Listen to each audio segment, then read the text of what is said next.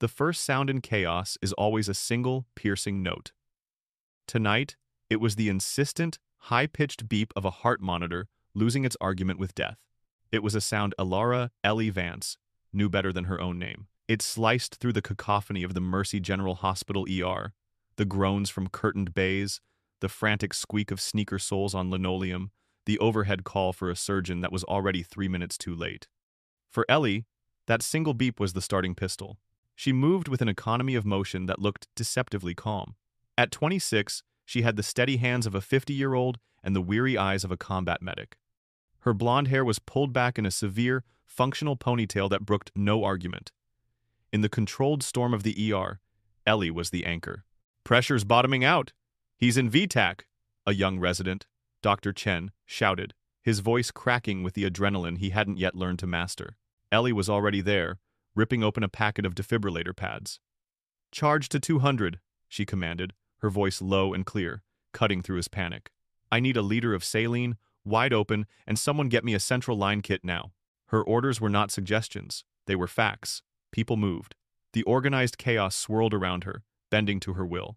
This was her world, a kingdom of flashing lights and sterile gauze, and she was its fiercely competent queen. Then, the main doors hissed open, and the nature of the chaos changed. It wasn't the usual siren-heralded arrival of an ambulance. A black, government-plated SUV, sleek and menacing, had pulled right up onto the curb of the ambulance bay, its engine still rumbling. Two men in dark suits, the kind that cost more than Ellie's car, burst through the doors. They moved with a rigid, unnatural posture, their eyes sweeping the room not for a doctor, but for threats. Between them, medics hustled a gurney carrying a man soaked in so much blood he seemed to have been painted with it. "Secure Trauma 1, one of the suits barked, flashing a badge at the charge nurse. "This is a priority asset." Asset. The word hung in the antiseptic air, cold and alien. They didn't bring in patients, they brought in assets. Ellie met them at the trauma bay, her mind already cataloging. Male, late 20s, athletic build even under the blood and shredded remnants of a tactical uniform. Multiple gunshot wounds, high caliber by the look of the entry points on his chest and abdomen. His skin was a waxy, translucent gray. "Name?" Ellie asked, snipping away fabric. "Sergeant Cole Evans," the lead agent said, his jaw tight. "That's all you need." The trauma team descended. Dr. Armstrong, the lead surgeon and a man who had seen everything, took one look and his face hardened. "He's bleeding out faster than we can pump it in. Get me O-neg, 4 units stat." A nurse sprinted for the blood bank. Ellie had a line in, squeezing a bag of saline with her bare hands to force it into his veins. Cole Evans's eyes fluttered open, unfocused and cloudy with shock. He mumbled something, a single word lost in a gurgle of blood. The nurse from the blood bank returned, her face pale. "Doctor, we're out of O-neg. A multi-car pileup on the interstate took the last of it 20 minutes ago." A collective intake of breath seemed to suck the air from the room. It was a death sentence. "What about the transport?" the agent demanded. "There's a military courier with a specialized cooler coming from Fort Derrick," the charge nurse supplied, reading from a tablet. "ETA, 40 minutes. A truck overturned and blocked the freeway. Dr. Armstrong threw a blood-soaked sponge into a basin with a clang of finality. He looked at the rapidly deteriorating lines on the monitor. "He won't make it 10. The room fell into a dreadful silence, punctuated only by the monitor's frantic, failing rhythm. 40 minutes. 10 minutes. The math was simple, brutal, and absolute. The agents stood by, their faces grimly accepting of the inevitable. They were losing their asset. But Ellie wasn't looking at the agents. She was looking at the dying soldier on her table. She saw the tattoo peeking from under the blood on his forearm, the screaming eagle of the 101st Airborne Division. For a fleeting, searing second, she didn't see Sergeant Cole Evans. She saw her brother Daniel, his face young and proud in his marine dress blues. Daniel, who had bled out in the Afghan dust because the medevac was 10 minutes too late. The universe, it seemed, had a cruel sense of humor. But Ellie was done with the punchline. Her blood type was O-negative. She knew this from a Red Cross drive she'd participated in a year ago. But it was more than that. A follow-up test had revealed her blood had the same incredibly rare antigen profile, a lack of the Kell antigen that made finding donors nearly impossible. It was a 1 in a million quirk of genetics. And the man on her table was clearly another one. An idea, archaic and insane, sparked in her mind.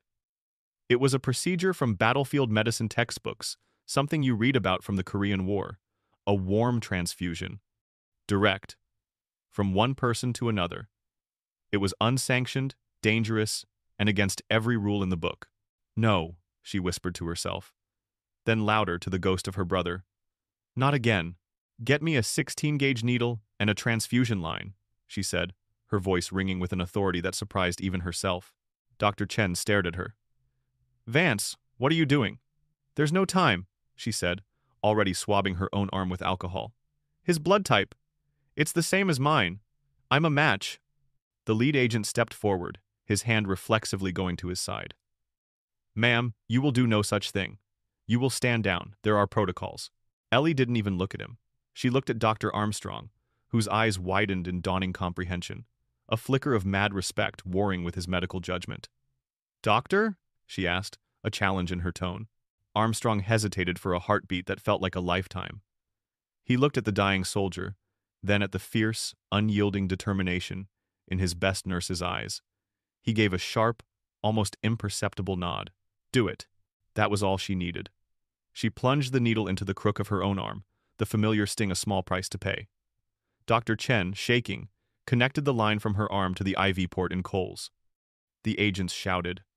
A junior doctor protested about liability, but their voices faded into a dull roar. Ellie's world narrowed to the clear plastic tube. She watched as her own life force, dark and rich, flowed from her vein into the line. She rested her other hand on Cole's shoulder, a strange, profound intimacy in the act. She could feel the last tremors of life in him. Stay with me, Sergeant, she murmured, her voice a lifeline in the gathering darkness. Just stay with me. She watched the monitor. For 30 seconds, nothing. The beep remained erratic, a frantic prelude to silence. Then, a change. The jagged peaks of his heart rate began to soften. The blood pressure number, which had been a terrifying 50/30, flickered. 55/35. 60/40. Slow, agonizingly slow, but it was climbing. A collective sigh of disbelief washed through the trauma bay. She was a human dialysis machine, a living, breathing blood bag, and she was pulling him back from the precipice. Her own head grew light, a pleasant buzzing starting at the base of her skull, but she didn't care. The beeping on the monitor was steadying, finding a rhythm, a slow, thready, but living rhythm. 5 minutes later, just as she felt the first real wave of dizziness, a military medic in fatigues burst in, carrying a heavy, high-tech cooler. Specialized blood supply for Sergeant Evans, he announced, breathless.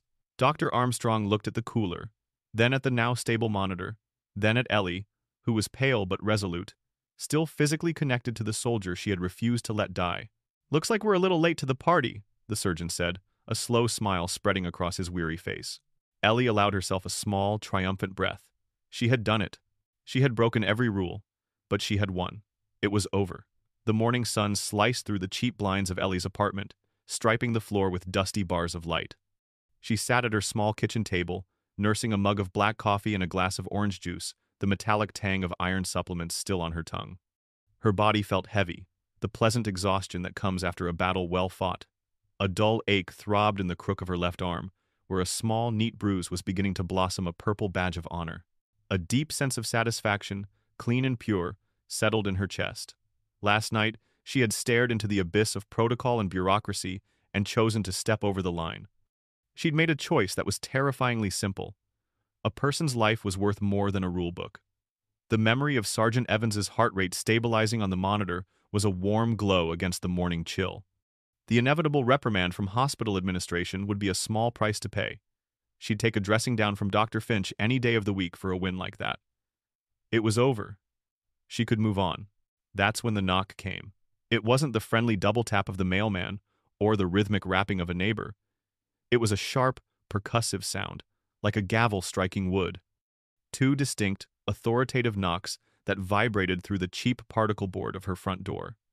It was a knock that didn't ask for entry. It commanded it. Ellie frowned, a knot of unease tightening in her stomach. She padded to the door and peered through the peephole. The distorted fisheye lens showed her a slice of the hallway, occupied by two figures in crisp army dress uniforms. Military police. Flanking them was a taller, older man. His uniform was darker, more ornate, the shoulders burdened with the silver glint of stars. Even through the warped glass, his posture was ramrod straight, his expression severe. Her heart began to hammer against her ribs. This wasn't a thank you. She took a deep breath, unlocked the deadbolt, and opened the door. The two MPs stood at parade rest, their faces impassive. The man in the middle was even more intimidating up close. He was perhaps 60, with a full head of silver hair cut brutally short. His face was a roadmap of harsh lines and sun-weathered skin, but it was his eyes that held her. They were a pale, Arctic blue, and they assessed her with the cold, detached precision of a targeting computer. The 3 stars on each of his collar tabs glinted under the dim hallway light. "A lieutenant general. Alara Vance?" he asked. His voice was a low baritone, gravelly and devoid of warmth. "Yes," she said, her own voice sounding small and thin. "I'm sorry, can I help you?" "I am Lieutenant General Marcus Thorne," he announced, as if stating a law of physics. "May we come in?" It was phrased as a question, but the tone made it a direct order. Numbly, Ellie stepped back, opening the door wider. The 3 men entered her small apartment, their presence immediately shrinking the space, their polished boots soundless on her worn rug. They made her living room, with its mismatched furniture and stack of nursing journals, feel frivolous and inadequate. General Thorne didn't sit. He stood in the center of the room, his hands clasped behind his back, and surveyed his surroundings with faint clinical disapproval. "Miss Vance," he began, his Arctic eyes pinning her in place. "I am the commanding officer of the United States Army Medical Research and Development Command. I am here regarding the events of last night at Mercy General Hospital, specifically concerning Sergeant First Class Cole Evans." Ellie's anxiety eased slightly. It was about the soldier. "Is he all right? Is he stable?" A flicker of something annoyance, perhaps, crossed the general's face. "His vital signs are stable, for now. Which is, unfortunately, the source of our problem." The words hung in the air, nonsensical and chilling. "The source of our problem? I don't understand," Ellie said, confusion clouding her thoughts. "No," Thorne replied curtly. "You don't. You couldn't. Sergeant Evans is not just a paratrooper, Miss Vance. He is a key participant in a highly classified DoD initiative codenamed Project Nightfall." He paused, letting the weight of his words sink in. "For 5 years, my command has been developing a universal synthetic blood substitute, specifically engineered for individuals with rare antigen profiles like Sergeant Evans. It is designed to eliminate the need for battlefield transfusions and overcome the logistical nightmare of storing rare blood types in conflict zones. It is a multi-billion-dollar program that has the potential to save tens of thousands of lives." He took a step closer, his voice dropping to a low, intense growl. "Sergeant Evans was the first human trial. The incident last night was a controlled field test. His injuries were scripted. The delayed transport of his compatible blood was part of the test protocol. We needed to push his body to the absolute limit of hemorrhagic shock to gather baseline data before introducing the synthetic compound."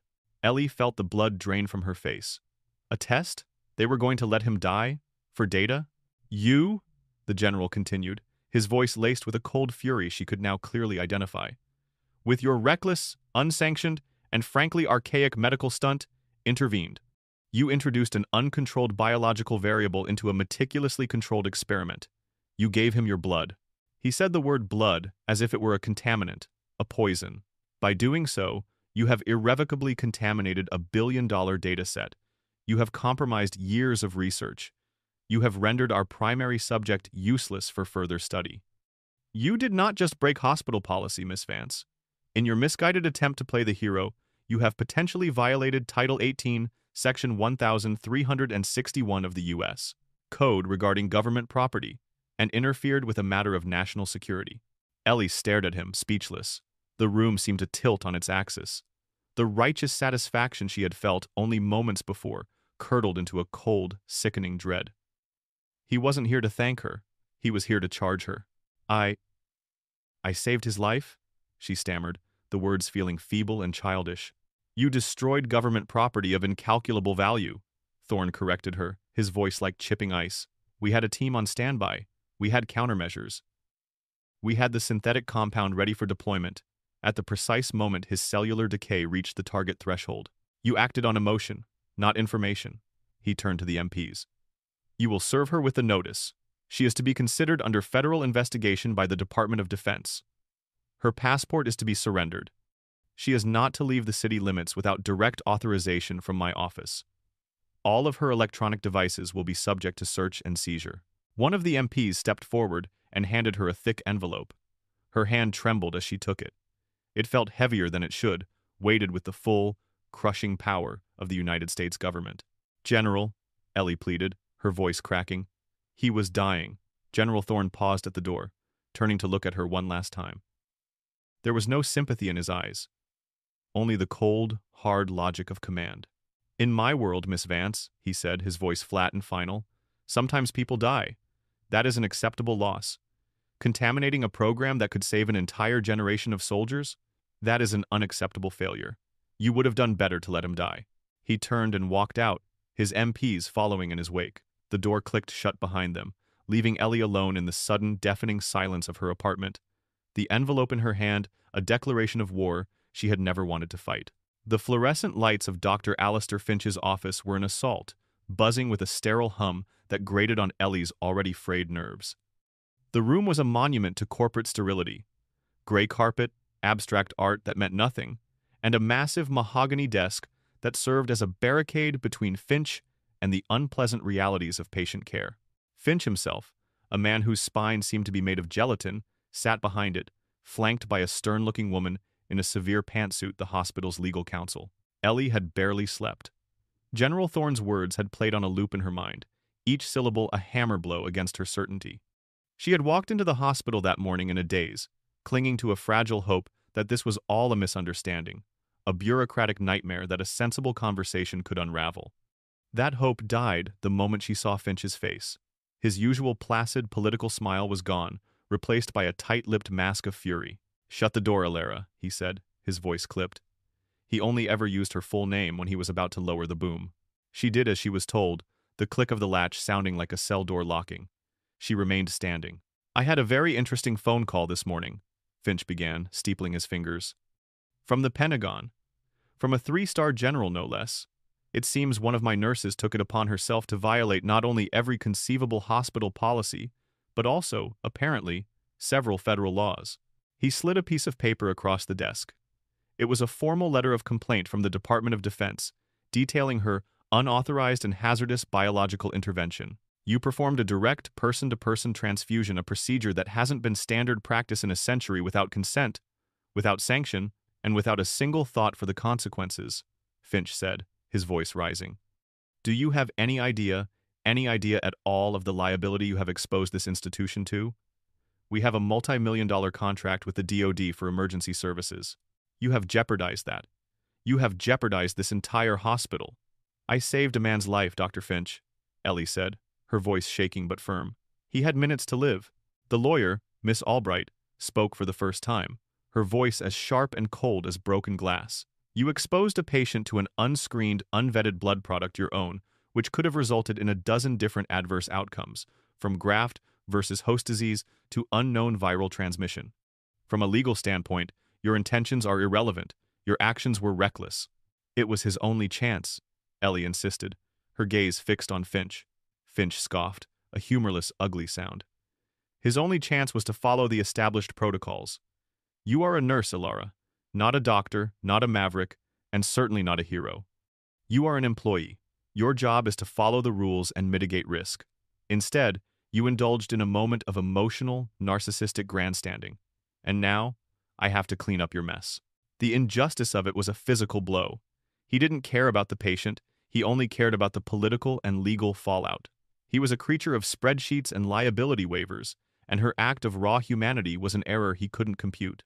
"Effective immediately, you are suspended without pay," Finch declared, his eyes cold. "You will turn in your ID badge and any hospital property. A full review board will be convened to determine the status of your employment and your nursing license.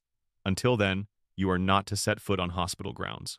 Frankly, if you ever work in this city again, I'll be shocked. Now get out of my office." Stripped of her ID, her dignity, and her career in the space of 5 minutes, Ellie walked out of his office in a stupor. The familiar hustle and bustle of the hospital corridors now seemed alien.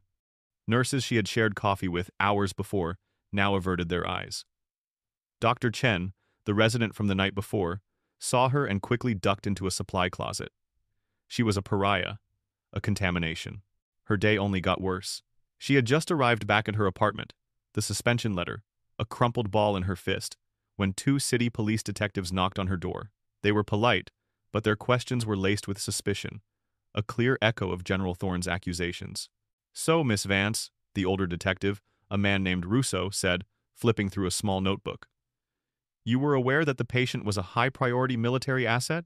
"I was aware he was a human being who was bleeding to death," she shot back. "Did anyone at any time order you to perform this procedure?" "No, it was my decision." "And you made this decision despite being told by federal agents on site to stand down? You felt you knew better than them?" His pen scratched across the paper. He was building a narrative. She was insubordinate, a loose cannon with a hero complex. They left an hour later, leaving her feeling like a criminal in her own home.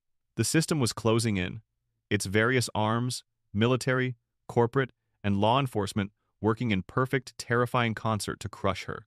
Desperate, she called her nursing union representative, a kind, overworked man named George.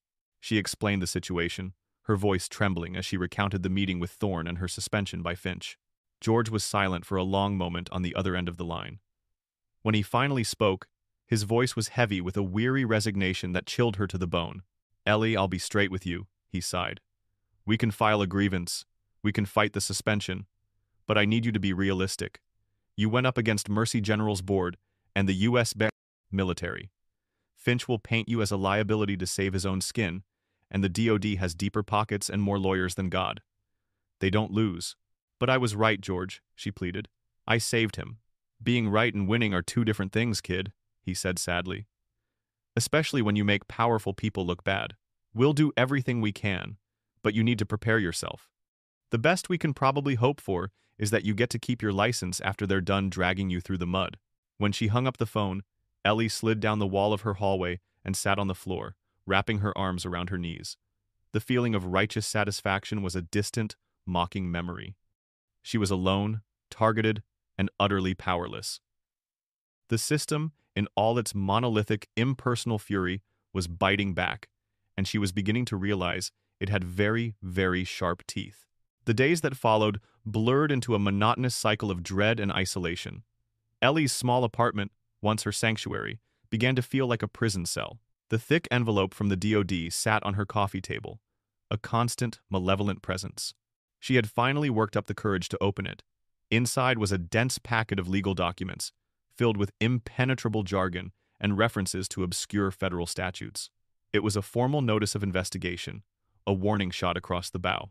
Her savings, modest to begin with, were hemorrhaging.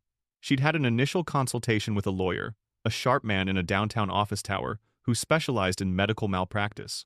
He'd listened to her story, his expression growing more and more grim. "This is bad, Miss Vance," he'd said, leaning back in his leather chair. His fee for the 1-hour consultation alone was more than a week's pay. "Doctor? Finch and the hospital will argue that you acted outside your scope of practice, which is true. They'll say you were negligent, which is arguable but legally potent. The DoD's involvement, however, that takes this to another level. They can effectively claim national security, and when they do that, the courts tend to roll over. So what are my chances?" she had asked, her voice barely a whisper. The lawyer had steepled his fingers, avoiding her gaze. "Of keeping your job? Almost zero? Of keeping your license? Maybe 50-50, if we're lucky? Of avoiding federal charges? That depends entirely on how vindictive this General Thorne wants to be. My advice? Start thinking about a settlement. Now." The lawyer's words echoed in the suffocating silence of her apartment. She was facing a war on two fronts, with no allies and dwindling resources. She spent her days poring over the legal documents, trying to make sense of the accusations, while her nights were sleepless, filled with the horrifying thought that maybe, just maybe, Thorne was right. A dark, insidious question began to fester in her mind. What if I had just let him die? If she had followed protocol, if she had stood back and watched the monitor flatline, her life would be normal. She would have her job, her reputation, her peace of mind. The hospital would have a dead soldier, and the DoD would have a failed experiment. But those were their problems, not hers. A man would be dead, but she would be safe. The thought made her sick to her stomach, a profound self-loathing coiling in her gut. Was this what the system did? Did it beat you down until you wished you had been a coward? As if on cue, a registered letter arrived. It was from Mercy General's legal department. Coldly, officially, it laid out a settlement offer. If she agreed to voluntarily and permanently surrender her nursing license in the state and sign a comprehensive, ironclad non-disclosure agreement about the events concerning Sergeant Cole Evans and Project Nightfall, the hospital would drop its internal investigation and not pursue civil damages. She read it 3 times. It was a devil's bargain. They weren't just asking for her job, they were asking for her identity. Nursing wasn't just what she did, it was who she was. It was the promise she'd made to her brother's memory. Signing that paper would be a betrayal of everything she believed in. But the alternative was a fight she couldn't win, a financial and professional ruin from which she might never recover. For a long, terrifying moment, she considered it. The pen felt heavy in her hand. One signature, and the nightmare would end. She could move away, start over, be someone else, someone who followed the rules. Her torment was abruptly amplified by a call from her frantic mother. "Ellie, turn on Channel 5, right now!" She fumbled for the remote, her heart pounding. A local news broadcast filled the screen. The anchor, a woman with perfectly coiffed hair and a serious expression, was standing in front of a picture of Ellie, her smiling employee ID photo, plastered next to a stock image of a soldier. "And the story developing tonight at Mercy General," the anchor said, her voice dripping with manufactured gravity. "A local nurse, Ilara Vance, is under investigation after sources say she performed a risky, cowboy medical procedure on a critically injured soldier, allegedly against the orders of superiors and federal officials. The hospital has suspended Miss Vance and released a statement praising the heroic efforts of their trauma team, while emphasizing their commitment to established patient safety protocols." The story was a masterpiece of corporate spin, likely leaked by Finch's office to frame the hospital as the responsible party cleaning up a rogue employee's mess. It painted her as reckless and arrogant. Her phone buzzed. It was a link to the news station's webpage. She clicked it, her thumb trembling. The comment section was a cesspool. "She should lose her license. Thinks she's God. Typical millennial looking for attention. Probably did it for the Instagram likes. Good. We need rules for a reason. What if she gave him AIDS?" The words blurred through her tears. The isolation was now absolute. The system hadn't just fired her, investigated her, and threatened her. Now it had turned the public against her too. It had taken her one good deed and twisted it into a crime, broadcasting her humiliation for the entire city to see. She curled up on her couch, the settlement offer lying on the floor, and for the first time since this whole ordeal began, she allowed herself to break down completely, her sobs lost in the empty, silent apartment. Miles away, in the hushed, climate-controlled quiet of a VIP suite at Walter Reed National Military Medical Center, Sergeant First Class Cole Evans was awake. The world returned to him in fragments, the sterile smell of antiseptic, the rhythmic hiss of a ventilator being wheeled away, the muted sunlight filtering through a triple-paned, bulletproof window. His body was a landscape of aches and pains, a roadmap of sutures and staples, but his mind, honed by years of training, was sharp. His room was less a place of healing and more a comfortable prison. His commanding officer had visited, along with a rotating cast of serious men from various 3-letter agencies. They spoke in clipped, reassuring tones about his recovery, his bravery, and the successful outcome of his mission. They were vague about the details of the night he was brought in. There were some complications at the civilian facility, his a tight-lipped colonel, had said. But the important thing is, you're stable. The program is moving forward. Cole, however, was a paratrooper in an elite unit. He was trained to read the silences, to see the gaps in a story. He knew he had been closer to death than anyone was letting on. He remembered the feeling of his life draining away, the cold seeping into his bones. And he remembered something else, a strange, hazy memory from the edge of the abyss, a calm, female voice, a steady presence. The feeling of warmth spreading through his chest when there should have been only cold. The official story didn't account for that. His chance came in the form of a young Army nurse, a specialist named Davies who was tasked with his care. Davies was diligent and professional, but he lacked the hardened cynicism of the senior staff. He still had kindness in his eyes. "Tell me what really happened at Mercy General?" Cole asked one afternoon, his voice raspy but firm. "The real story, not the one from the colonel's briefing."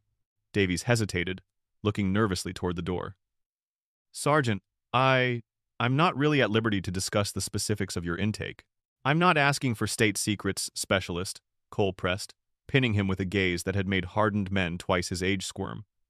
I'm asking what happened to me. I have a right to know. The young nurse wrestled with his conscience for a moment, then seemed to make a decision. He leaned in closer, his voice dropping to a whisper.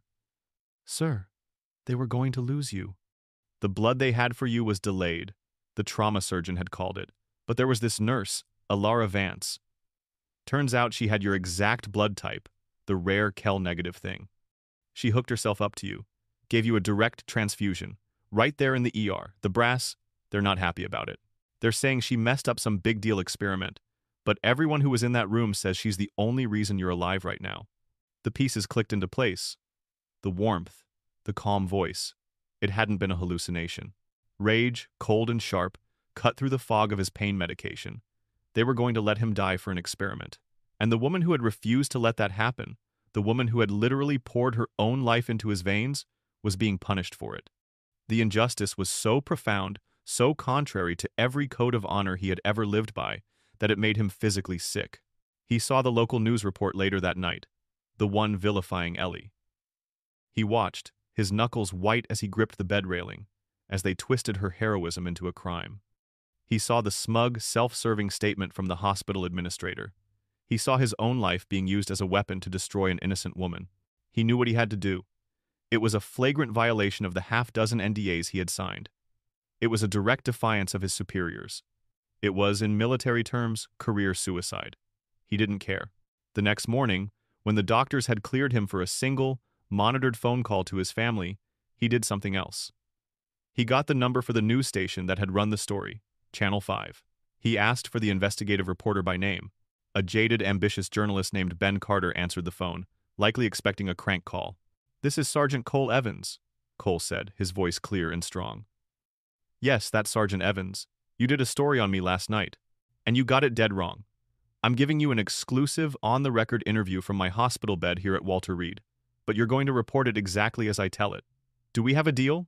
There was a stunned silence on the other end of the line, followed by the frantic sound of scribbling. Cole took a deep breath. "Her name is Alara Vance," he began, "and she is the only reason I'm talking to you today. She didn't contaminate a data set. She saved my life when her country's military and a state-of-the-art hospital were going to let me die on a table for a damn spreadsheet." The story aired that night. It was an atomic bomb. It led every newscast in the city, then the state, then the country. The narrative didn't just flip. It was turned inside out and set on fire. The rogue nurse was gone, replaced by the Angel of Mercy General. Cole's words, delivered with the unshakable conviction of a soldier who had faced death, were irrefutable. The public backlash against the hospital and the military was instantaneous and brutal. Social media exploded. Hero Nurse and Stand With Ellie trended globally. A GoFundMe page for Ellie's legal defense, started by a retired nurse who had seen the story, was flooded with donations. The ticker climbed past $100,000 in the first hour, then $250,000, then $500,000. In her small apartment, Ellie watched the report, tears streaming down her face. But these were not tears of despair. They were tears of shock, of gratitude, of overwhelming relief. For the first time in a week, she wasn't alone. A voice had cried out from the silence, a voice she had saved, and it had just saved her right back. The boardroom at Mercy General was designed for intimidation. The mahogany table was a vast, polished ocean reflecting the cold, recessed lighting above. The chairs were black leather, high-backed and vaguely threatening, like thrones for a minor inquisition. At the head of the table sat Dr. Alistair Finch, his face a mask of barely contained fury. Flanking him were the hospital's board members, solemn, gray-faced men and women who looked upon Ellie as if she were a particularly nasty germ under a microscope. And in a chair against the wall, observing with an unnerving stillness, sat General Marcus Thorne. His presence had been requested by the board as a courtesy, a clear signal of whose side they were on. Ellie sat at the far end of the table, a lone defendant. But she wasn't the same woman who had crumpled in her apartment a week ago. She was flanked now by a new lawyer, a sharp, silver-haired woman named Catherine Reyes, who had taken her case pro bono after seeing the news report. The outpouring of public support and the staggering success of the GoFundMe had been a transfusion of courage, chasing away the shadows of doubt. She was no longer a victim, She was a combatant. "Let's dispense with the theatrics, shall we?" Finch began, his voice dripping with condescension. "Miss Vance, this board has reviewed the incident report, the complaint from the Department of Defense, and your own history of, shall we say, creative interpretations of hospital policy. The facts are not in dispute. You performed a wildly dangerous and unauthorized procedure. Do you have anything to say for yourself before we move to a vote on the termination of your employment and the revocation of your license?" Ellie met his gaze, her own clear and steady. She stood up, her hands resting on the back of her chair. "Yes, Dr. Finch, I do," she said, her voice quiet but carrying to every corner of the room. "For the past week, I've been told what I did was reckless, insubordinate, and a violation of protocol. And you're right, it was all of those things. But you've conveniently left out the most important fact: it worked." She turned her gaze to the board members. "My job, as I have always understood it, is to save lives. My primary duty is to the patient bleeding out in front of me, not to a binder full of regulations, not to a research study, and not to a hospital's liability insurance. On that night, a man was dying. All of your protocols, all of your systems, all of your rules, they had failed him. I was his last chance, and I took it." She looked directly at General Thorne, her expression not accusatory, but firm. "You have policies for logistics, for research, for acceptable losses, but you seem to have misplaced the policy for basic humanity. When a man's life can be saved, you save it, period." Finch let out an exasperated sigh, ready to cut her off, a smug, dismissive verdict already forming on his lips. "Thank you for your opinion, Miss Vance.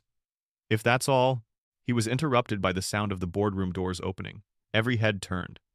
A man in a full army dress uniform, his chest a rainbow of service ribbons, was being wheeled into the room by an older woman who was clearly his mother. It was Sergeant Cole Evans.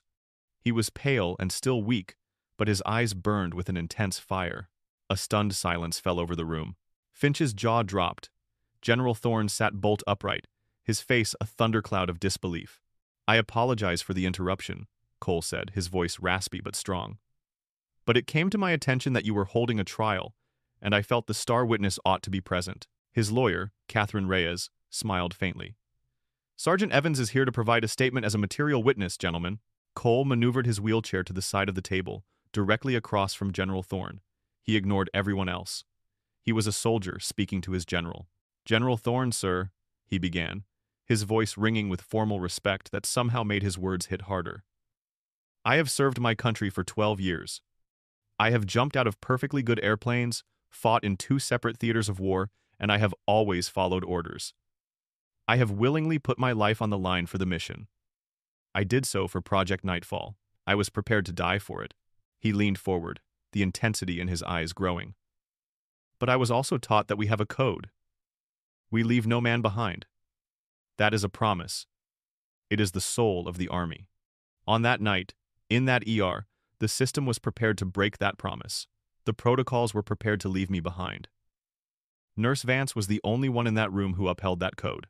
He turned his head slightly to look at Ellie, and his hard expression softened with a gratitude so profound it was breathtaking. Then he looked back at Thorne. "Your project was designed to save soldiers, General. She just did it better, faster, and without a billion-dollar budget. You can hide behind your regulations and your datasets, but the simple truth is this. I am alive today because of her. If you punish her for that, then what exactly is the honor in the uniform we both wear?" The air in the room was thick with tension. Cole's words hung there, an unassailable truth. Dr. Finch sputtered, trying to regain control, but the board members were no longer looking at him. They were looking at the decorated soldier in the wheelchair, and then at the nurse who had saved him. They were looking at the human cost of their own bureaucracy. General Thorne said nothing. He simply stared at Sergeant Evans, his face unreadable. But for the first time, a crack had appeared in his granite facade. He was a man who had dedicated his life to a system of honor and duty, and that very system had just been used to indict him by one of his own. The hearing was over. The verdict had already been rendered. The board's vote was a quiet, anticlimactic formality. Faced with the irrefutable testimony of a decorated soldier and the tsunami of public opinion, they had no choice. The motion to terminate Ellie's employment was defeated, 10-1. Dr. Finch, the lone dissenting vote, looked as if he had swallowed acid. He mumbled some procedural jargon, adjourned the meeting, and swept out of the room without making eye contact with anyone. The other board members filed out after him, their expressions a mixture of relief and chastened embarrassment. Ellie stood, feeling a wave of dizziness from the sheer, overwhelming relief. Cole gave her a tired but triumphant smile from his wheelchair. His mother came over and wrapped Ellie in a fierce hug, whispering, "Thank you," over and over again. General Thorne was the last to leave. He rose slowly and walked not to the door, but to Ellie. He stood before her, his expression still a mask of military discipline, but the Arctic frost in his eyes had thawed. They looked at each other for a long moment, a silent acknowledgement of the battle that had been fought and the lines that had been redrawn. He didn't apologize. He wasn't a man who apologized. But he gave her a single sharp nod, a gesture of respect from one warrior to another, and then turned and walked out of the room without a word. 2 weeks later, an official-looking courier delivered a slim, classified envelope to her apartment. Her heart leaped into her throat, fearing another round had begun. But inside, there was no legal threat. There was only a single sheet of paper, a memo on official Department of Defense letterhead from the office of Lieutenant General Marcus Thorne. It contained a single sentence. Your actions during the incident of August 27th prompted a successful review and inclusion of an exigent humanitarian circumstances clause in the protocol for Project Nightfall and all related programs. Clipped to the memo was a formal, framed commendation from the United States Army, awarded to civilian Elara Vance, for exemplary and decisive action in the preservation of life. Ellie traced the embossed seal with her finger, a slow, genuine smile spreading across her face. It wasn't a victory over a man, but over a mindset. She hadn't just saved a life, she had forced a monolithic, unbending system to bend. She had given it a conscience. The following Tuesday, Ellie Vance walked back through the hissing doors of the Mercy General ER. The familiar smell of antiseptic and the sound of controlled chaos felt like coming home. She put on her scrubs, tied back her hair, and took her place at the nurse's station. Some colleagues offered shy smiles, others gave her nods of profound respect. An ambulance screamed up to the bay. A new resident, his face pale with panic, shouted out the vitals of an incoming trauma patient. He looked at Ellie, his eyes wide with fear. She met his gaze, giving him a calm, reassuring nod that seemed to steady his nerves. "I've got this," she said, and she walked toward the chaos, not as a hero or a rebel, but as a nurse, unchanged in her purpose, yet forever changed by her journey, ready for the next life that needed saving.